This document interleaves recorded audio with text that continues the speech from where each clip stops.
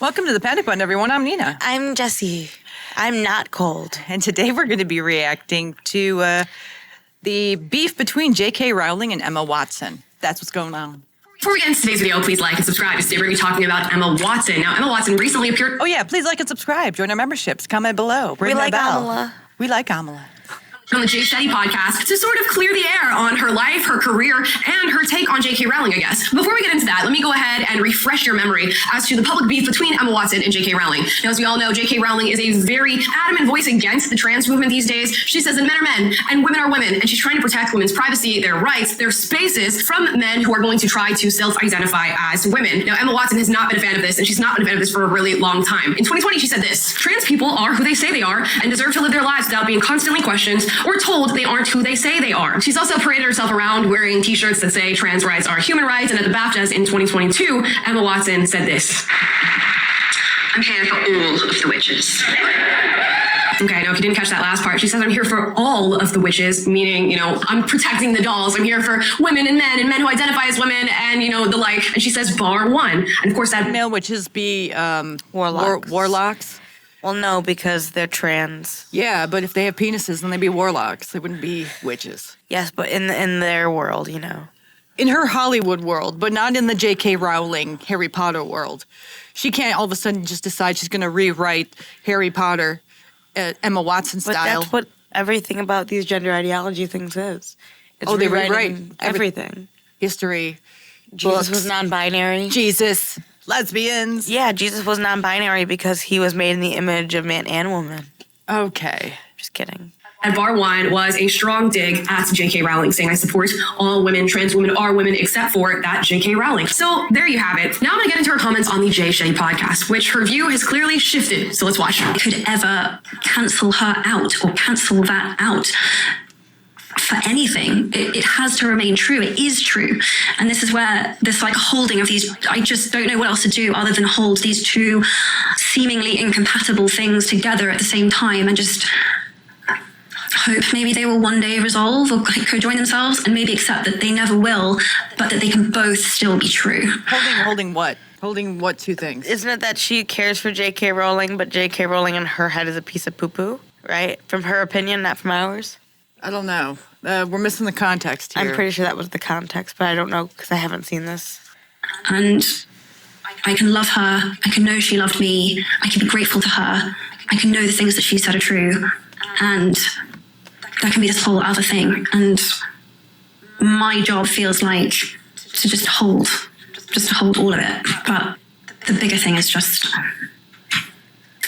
what she's done will never be taken away from me. Now, first things first, I don't want to come off like I'm attacking Emma Watson or saying that this statement is outright wrong. If she's truly come around on her view towards J.K. Rowling and she's found that she can recognize the love, appreciation, and gratitude that she feels towards her, then that's absolutely wonderful. You know what's really crappy?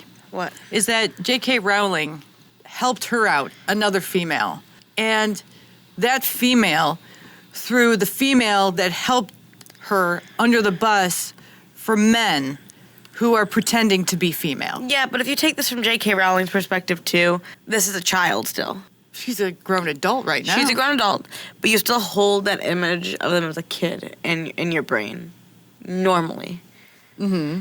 So J.K. Rowling hasn't said much because she's the bigger person.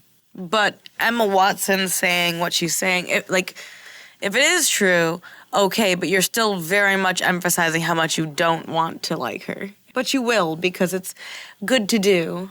Okay. I myself was a former leftist and decided that those views were not for me, and I'm glad that people welcomed me when I came around. However, I hope that this is genuine, and this is not just a movement towards the now more popularized idea towards J.K. Rowling, because it seems that in the 5 years or more that J.K. Rowling has been speaking up about this sort of public opinion of her view has changed and shifted, and it's now become more acceptable to support J.K. Rowling within the public sphere. And coincidentally, that's when Emma Watson goes on the Jay Shetty podcast to give this now nuanced take on the matter. So I do hope that it's earnest. I do hope that it's genuine. And in this sort of acknowledgement of being able to love and feel appreciation towards J.K. Rowling, I would have wished that she would acknowledge the times that she didn't show love towards J.K. Rowling, like that time at the BAFTAs that I showed you, where she literally said, I support all witches bar one, meaning she outwardly stated that she could not support in any way, shape, or form J.K. Rowling, the woman who, let's be honest, is responsible for Emma Watson's career. Future Amelie here to actually add an update because J.K. Rowling has responded to Emma Watson today, and you'll notice the background. Why do you think there's all of a sudden this shift towards not being as hateful towards J.K. Rowling? Does Hollywood need her? Like, what's the thing? The Charlie Kirk thing.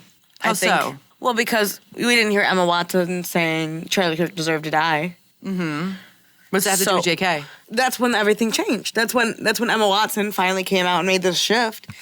I think because people on the left are seeing the targeted attacks, they're seeing that even their side is attacking people who they disagree with. And as much as Emma Watson might support the trans stuff, she doesn't support killing people over it.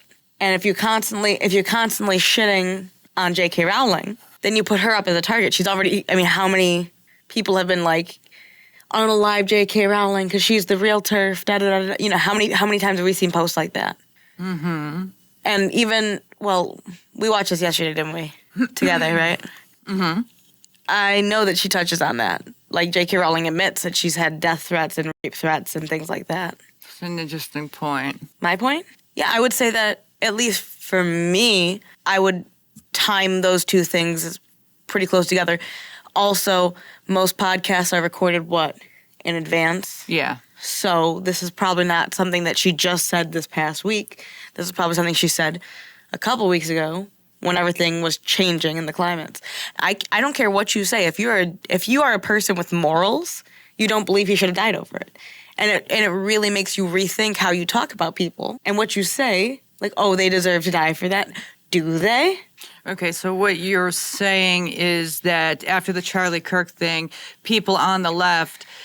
some people on the left started to realize that there was a lot of vile hatred going towards people who didn't deserve it, and it was making them wake up and kind of retract from being that almost same type of person? It was almost in the worst way, like a kid touching the stove and realizing how hot it could get. Do you know what I mean? Like, yeah. Like, oh, I touched that fire. I'm now realizing someone I do care about could get hurt. Yes. Sounds a little different. The studio's moving around, so bear with me. But let's get into her response. She says, I'm not owed eternal agreement from any actor who once played a character I created. The idea is as ludicrous as me checking with the boss I had when I was 21 for what opinions I should hold these days. Emma Watson and her co-stars have every right to embrace gender identity ideology. Such beliefs are legally protected, and I wouldn't want to see any of them threatened with loss of work, or violence, or death because of them. However, Emma and Dan in particular have both made it clear over the last few years that they think our former professional association gives them a particular right, nay, obligation, to critique me and my views in public. Years after they finished acting in Potter, they continue to assume the role of de facto spokespeople for the world I created.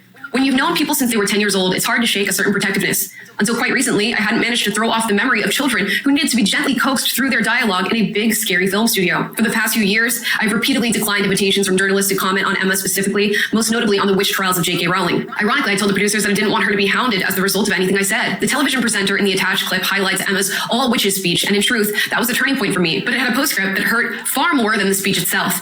Emma asked someone to pass on a handwritten note from her to me, which contained the single sentence, "I'm so sorry for what you're going through." She has my phone number. This was when the death, rape, and torture threats against me were at their peak, at a time when my personal security measures had to be tightened considerably, and I was constantly worried for my family's safety. Emma had just publicly poured petrol in the flames, yet thought a one-line expression of concern from her would reassure me of her fundamental sympathy and kindness. Like other people who've never experienced adult life uncushioned by wealth and fame, Emma has so little experience of life, she's ignorant of how ignorant she is. She'll never need a homeless shelter. She's never going to be placed on a mixed-sex public hospital ward. I'd be astounded if she's been in a high-street changing room since childhood. It's true, and that's why I don't like when people take celebrities' opinions so seriously. When you start seeing the laws and opinions from the government changed based on the opinions of celebrities, that's when you know that people are just completely dumb. Because how could, like, these aren't normal people. Rules, laws, bills, government, it affects regular people more than Hollywood because there's more regular people than Hollywood people.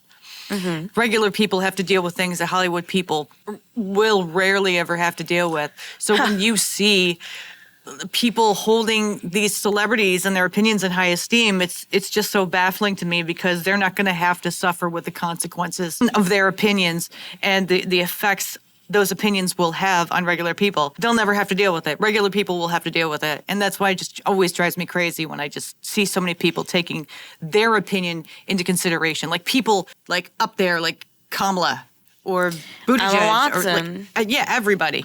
At the end of the day, she's just a chick with an opinion. And she has enough money that she can pay for her own bathrooms in every facility in every area she goes to. She doesn't have those struggles. Just look at sitcoms, dude. Look at how they write about what they think we're doing. Yeah, especially today, it's even worse. Back in the day, it was a little bit easier. It was better. Like shows and movies were a little bit more relatable to the everyday person. But as time has gone on, more people who are born into wealth or nepotism control Hollywood. I think it's like 85% of people in Hollywood, writers, directors, actors, are all from wealth. So that's why you're seeing so much crap right now. Because they have the money to make the crap. Exactly, yeah. So you were saying that she's like, okay, she's never going to have to walk into a public bathroom and see some creepy dude in there staring at her. At least not without security. Exactly. She's never going to have to deal with that. So you're all high on your Horse. Your high horse. Yeah. Talking about like High on your broomstick. That way we're on theme. There you go. So anyway, she's never going to have to deal with that. So it's all great and good for her to be like, yeah, men who can just say they're trans and I believe them. You're big enough you don't allow that man in your bathroom, but not my bathroom. My bathroom's private. Right. And I can believe any man who says he's trans, and I'll say that he is, because if he's going to be a creep, he's not going to be a creep to me because I have security. He'll be a creep to all you other women out there. And that doesn't matter because you little people don't matter to me. It's pretty much what she's been saying the whole time. That's what it feels like, at least. Yeah, it's a slap in the face of regular people. And the regular people who like buy into that baloney, Malarkey. I think they're cuckoo. Ka-choo. Her public bathroom is single occupancy and comes with a security man standing guard outside the door. Has she had to strip off in a newly mixed sex changing room at a council-run swimming pool? Is she ever likely to need a state-run rape crisis center that refuses to guarantee an all-female service? To find herself sharing a prison cell with a male rapist who's identified into the women's prison? I wasn't a millionaire at 14. I lived in poverty while writing the book that made Emma famous. I therefore understand from my own experience what the trashing of women's rights in which Emma has so enthusiastically participated means to women and girls without her privileges. The greatest irony here is that had Emma not decided in her most recent interview to declare that she loves and treasures me, a change of tack I suspect she adopted because she's noticed full-throated condemnation of me is no longer quite as fashionable as it was, I might never have been this honest. Adults can't expect to cozy up to an activist movement that regularly calls for a friend's assassination, then assert their rights to the former friend's love, as though the friend was in fact their mother. Emma is rightly free to disagree with me, and indeed to discuss her feelings about me in public, but I have the same rights, and I finally decided to exercise it. So there you go. Honestly, I don't think I need to expand on the statement she's made. I'm pretty sure it speaks for itself, and it is pretty damning. J.K. Rowling also said this in April of 2024. I guess she sort of prepared for the idea that celebrities would be apologizing to her on this topic and said that they should, quote, save their apologies. She goes on to say, after being asked, quote, what actor/actress instantly ruin a movie for you? She replies, 3 guesses. Sorry, but that was irresistible. And of course, she means Daniel Radcliffe, Emma Watson, and Rupert Grint, who all sort of threw her under the bus on the gender debate and said that she was not worthy of being listened to and that they disagreed with her, which is so... Pretty much like all these celebrities are grifters.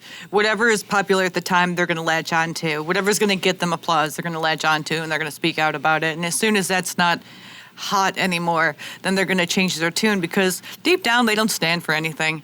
I mean, you throw some money at them and they'll change their opinion like that. Seems like it, yeah. I mean, look at all those woke celebrities, comedians who are going overseas to do that comedy show in Saudi Arabia. They're all woke. I don't know what you're talking about, but go ahead. Okay. Well, there's a comedy festival in Saudi Arabia, and obviously that's not a very female-friendly place. I think the women only got the right to drive like 5 or 10 years ago there. So obviously it's not very female-friendly. And all these woke celebrities, with an exception for a few, a lot of them are woke, like Bill Burr, Whitney Cummings, and so on and so forth.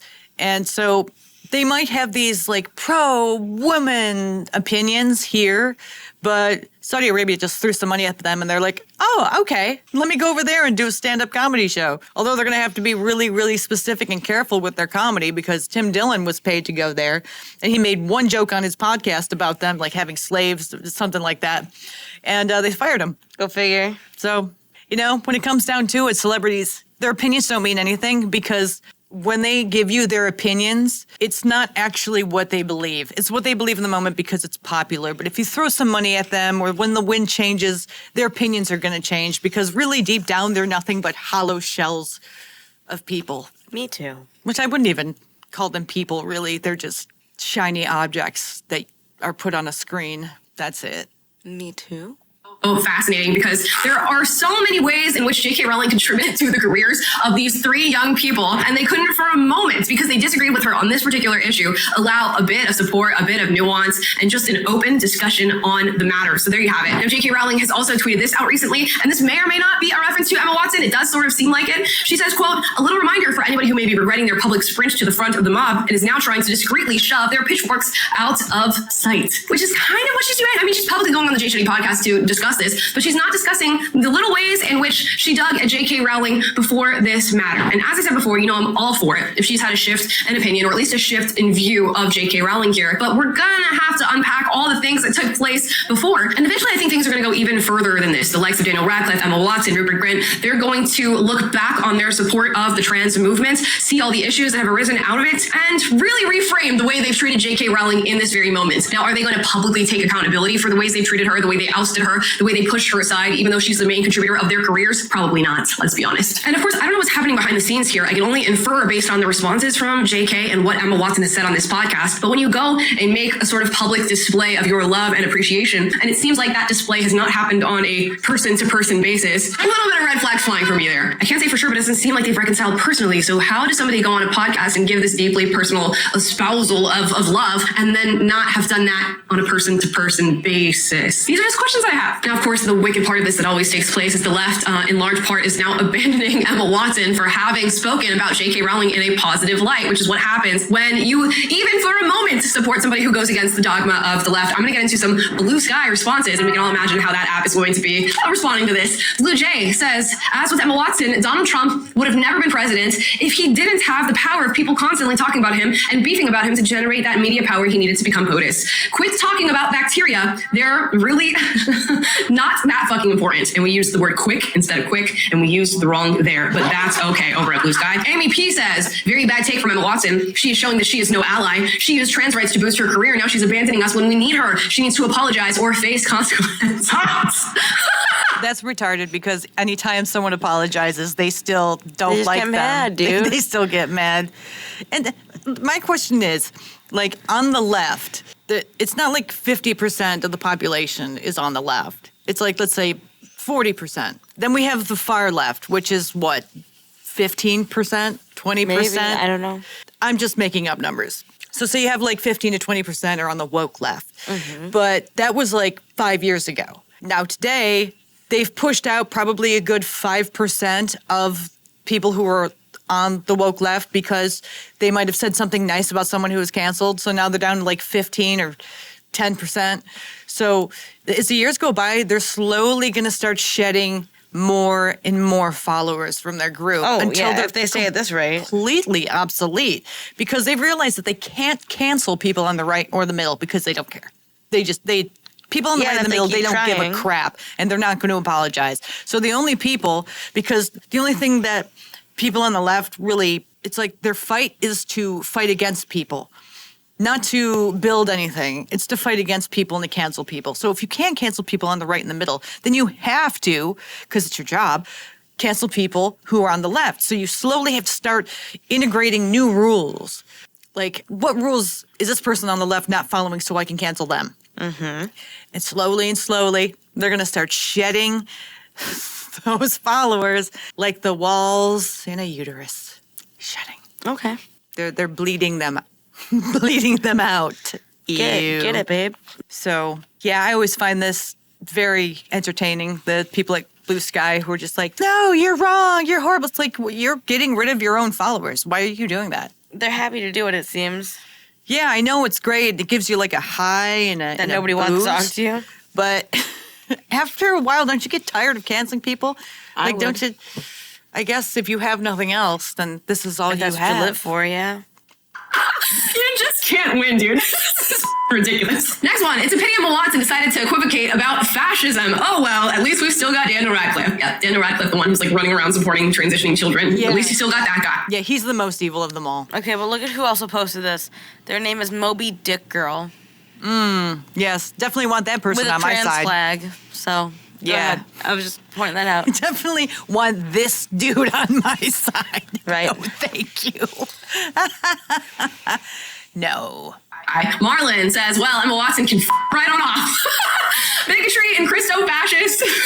Marlon looks like his hard drive needs to be checked. Maybe. Let me just look at that. I agree. Yeah.